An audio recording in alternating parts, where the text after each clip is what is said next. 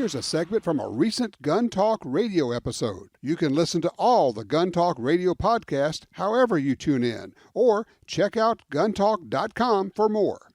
Speaking of gun rights, there are, as you know, quite a number of different, well, a few really major ones, gun rights organizations. And a lot of times there's a lot of thought about, well, these are in competition with each other. And to some extent they are. But I think to a larger extent, maybe to the point where people don't really understand it, they actually work together to a fair extent. And joining me to talk about that and everything else that's going on right now with the Gun Owners of America from GOA, Jordan Stein joins us. Jordan, thanks for being here.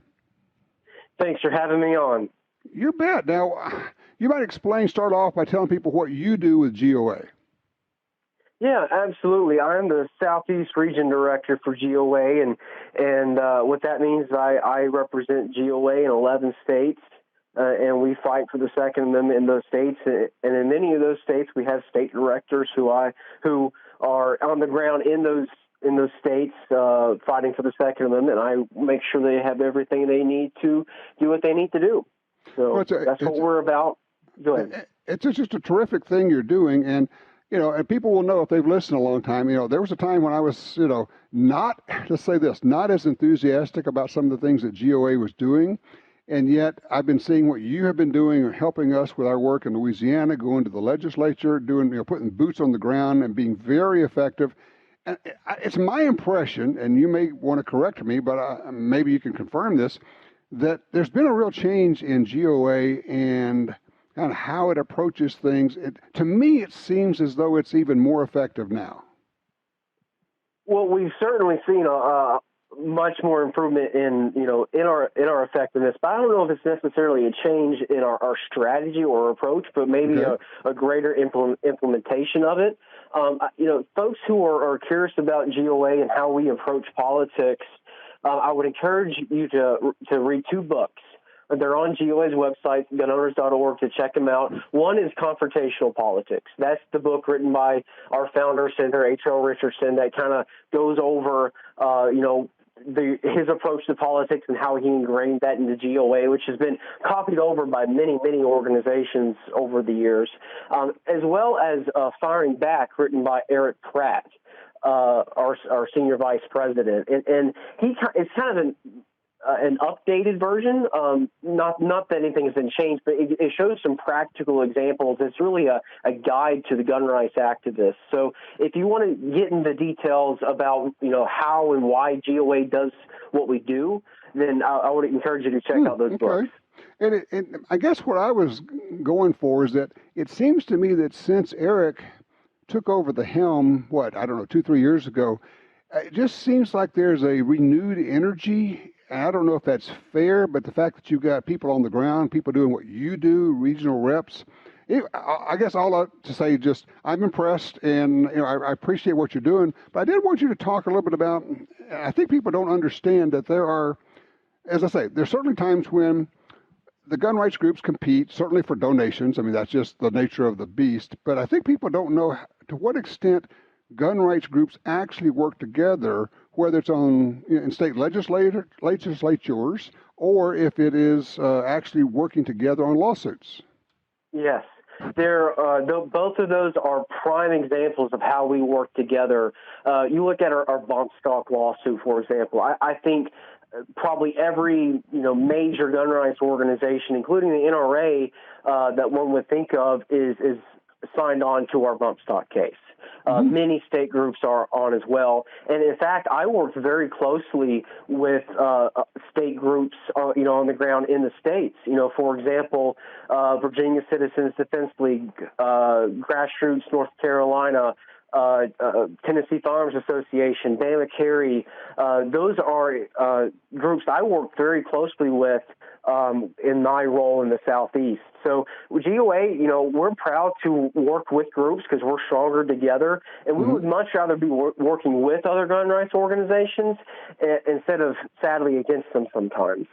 Well, I know that there are times when GOA works together with Second Amendment Foundation, with Firearms Policy Coalition, all getting together, because frankly, a lot of this stuff is just darn expensive, and sharing costs and people going in and saying, all right, you take this part of it, we'll take that part of it, that's just smart.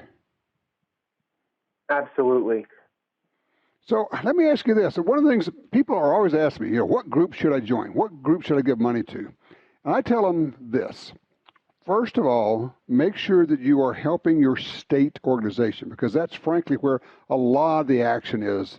And then after that, pick 1, 2, or 3, or however many you want, but pick some national groups, preferably more than one, but do the state group, because those a lot of times are where we can stop this stuff from spreading. Does that make sense?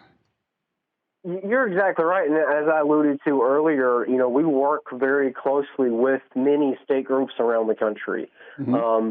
And I'll say one thing about GOA. What I like to tell people is our goal, our outset, is to work ourselves out of the job.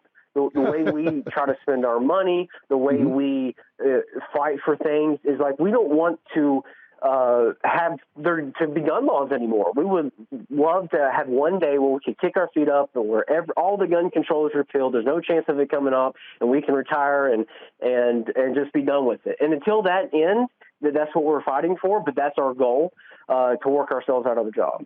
Well, of course, we know that's not going to happen. We just saw Congress pass and the president signed another gun control law. And immediately after that happened, I'm looking at stories right now saying, well, that was good, but it's not nearly enough. We got to do this, we got to do that. They never, ever are satisfied. And that's just the reality of it. You're exactly right, and that's why we have to be in the fight. And look, I'm not going to tell a hardworking gun owner where to spend their money, but I say do your research. Look up all the gun rights organizations. Give us a call. If you have questions about us, ask. If you want to know how we spend our money, you can Google Gun Owners of America Form 990, and you can see how our money is spent. We're audited every year by the IRS. And you can check us out that way. If you like what you see, you can go to gunowners.org and join. But that's what we're about. What could an individual do that, when he or she is saying, I want to do something, apart from just, writing a check or clicking on something to give them some money? I mean, where I'm going with this is, and you have testified at the Louisiana legislature, working, alongside the Louisiana Shooting Association. I'm just thinking in terms of what can they do on the ground that helps out? Show up.